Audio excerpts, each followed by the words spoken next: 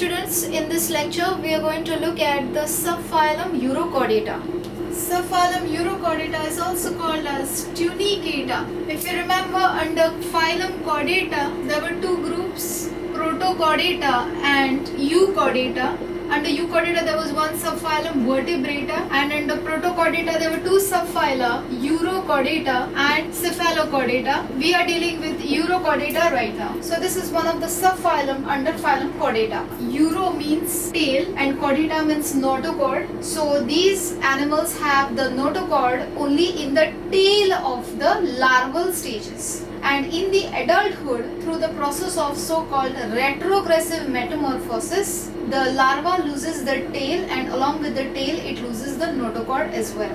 So the adult is much simpler than the larva, and as such the process of metamorphosis is a retrogressive metamorphosis. So let's write notochord present only in the tail of larval stages.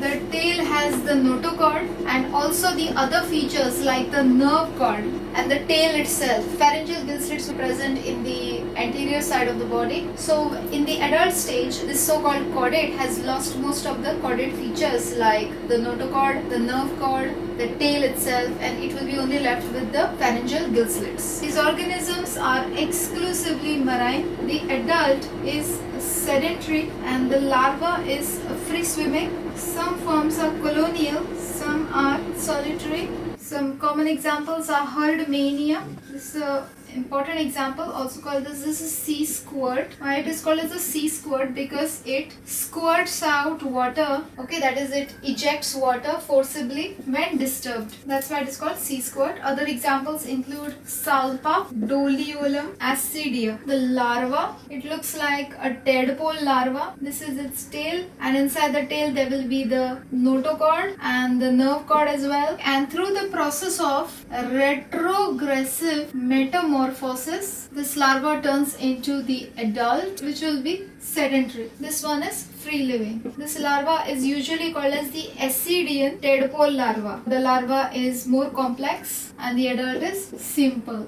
That's why the process is called retrogressive metamorphosis. Because in general, in metamorphosis, the adult is more complex than the larva. But here, in this case, it is the opposite. Here, the tail is lost, and therefore, notochord, nerve cord is also lost. It will have the presence of just a single ganglion, which will take care of its nervous system. Has a single ganglion for nervous system. So this is Herdmania adult. As you see, its body has two openings. The first opening is called the branchial or oral siphon, and the second opening is called the atrial siphon. Both are openings. The branchial opening is for entry of water and the atrial siphon is for exit of water. The water that enters inside will enter into this sac-like body. The body on the outside is covered by a covering which is called as the tunic, also called as the test. It is its body covering. This body covering is made up of a substance which is called as tunicin. This tunicin substance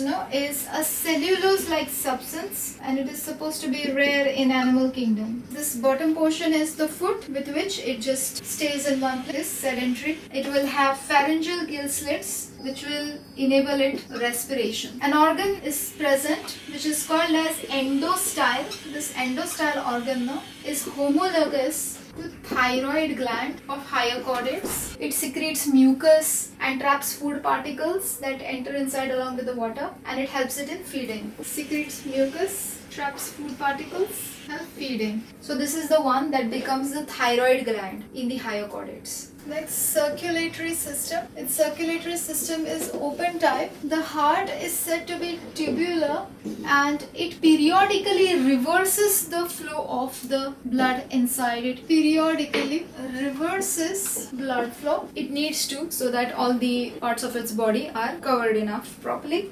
Reproduction. They are said to be hermaphrodites but prefer cross fertilization, and they are said to be protogynous. Protogynous means female sex organs mature first. Earthworm was proto-androus. Herdmania is protogynous. Development is of course indirect. Larva is involved. The Ascidian tadpole larva. So that was all about Urochordata. In the next class we will deal with the second subphylum, that is the subphylum Cephalochordata. In the name of Lord Mahadev, please subscribe.